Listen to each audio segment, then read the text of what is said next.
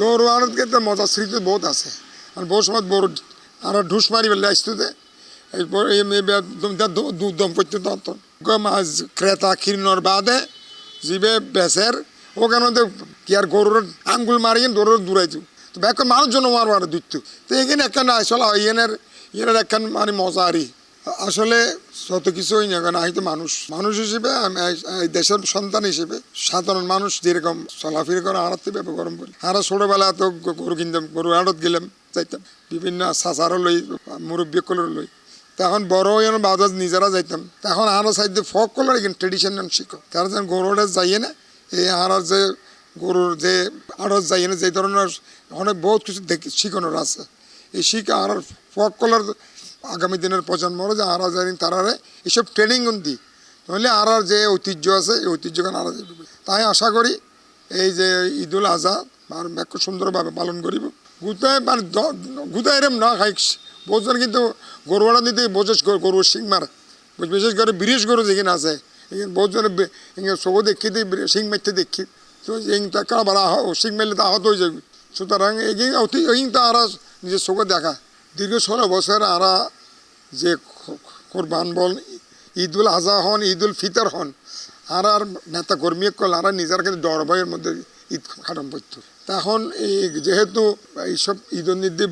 যেখানে নেতা কর্মী কল তো বিভিন্ন হুলিয়া লইয়ে নেয় যারা তো বিভিন্ন ধরনের হুলিয়া আছে তারা বিভিন্ন ধরনের খেজ আছে তারা বাড়িতে তাইলে কোনো আবার পুলিশের ডোরের কিনা ইয়েন তারা তো কিন্তু সম পড়তো তো বহুজন তো গড়িতে না পাইতো আর বাইরে থাকতো বহুজন কোরবান গড়িতে না পাইতো ঈদও গড়িতে পাইতো সুতরাং আল্লাহ তালা আর এই 5ই আগস্টের পরে ইয়ে নতুন পরিত্রাণ দিই আমি মনে করি ব্যাকুত বড় আল্লাহর রহমত ঈদা আর একখান বিরাট একখান যে রাজনৈতিক জিয়ান অবক্ষয় এই অবক্ষয় জিয়ান সৃষ্টি হয়ে ইয়ে তোনারা মুক্ত হয়ে না আর আগামী দিনে এখন গণতান্ত্রিক যখন যেহেতু এক গণতান্ত্রিক সরকার 12ই ফেব্রুয়ারির নির্বাচনের মাধ্যমে গণতান্ত্রিক সরকার প্রতিষ্ঠা হয়ে এই গণতন্ত্রের আরা সুসংগতকরণ করিব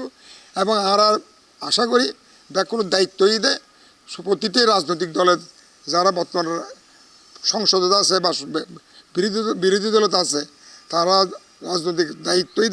গণতন্ত্রের কীভাবে সুসংগত করিব এবং শক্তিশালী করিব এবং আরা সবচেয়ে বড় হতে দিই আরা তো সমালোচনা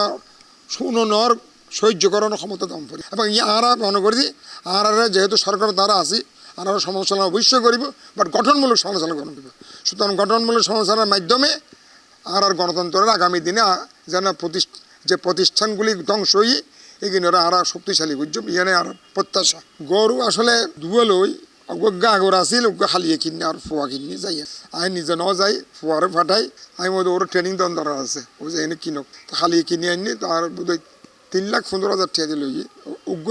আর গা গরু আসিল এবারে বড় কেজি সুতরাং দুয়াদের আর মনে করি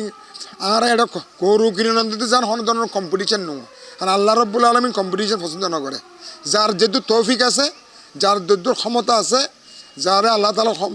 মানে কোরবানি করানোর মানে ইয়াদি সুযোগ দিয়ে ইতারে এইভাবে কিন্তু কোরবানি গান করলে কোনো প্রতিযোগিতা ন যাইয়ে নেয় যা তো 10 লাখ দিয়ে গরু কিনাম পরে 20 লাখ দিয়ে গরু পরে মানুষের দেখাইম এই জিনিসটা আরও যেন পরিহার করি আমি ছোটোবেলার তুরন্ত আরও বাড়ি বাড়ি নিতে কোরবানি করছি এখনও 5ই আগস্টের পরও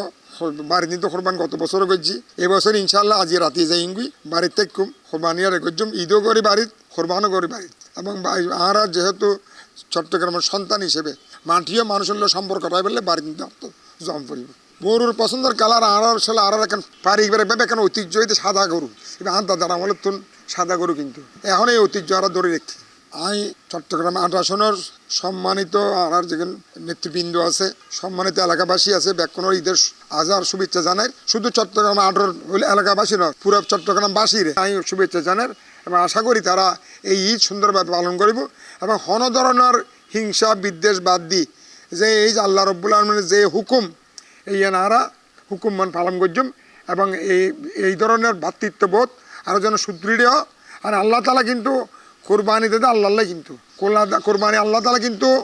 গোস্ত না হ্যাঁ আল্লাহ তাকুয়া সাদে অনেক তাকুয়া গান আল্লাহ তালা পছন্দ করে সুতরাং আর তো ব্যাকুণতা তাকুয়া অর্জন করি বলবে আর তো ব্যাকুণতা হাজ গরম করিব আমি আবারও ঈদের আজহার শুভেচ্ছা ঈদ মুবারক আসসালামু আলাইকুম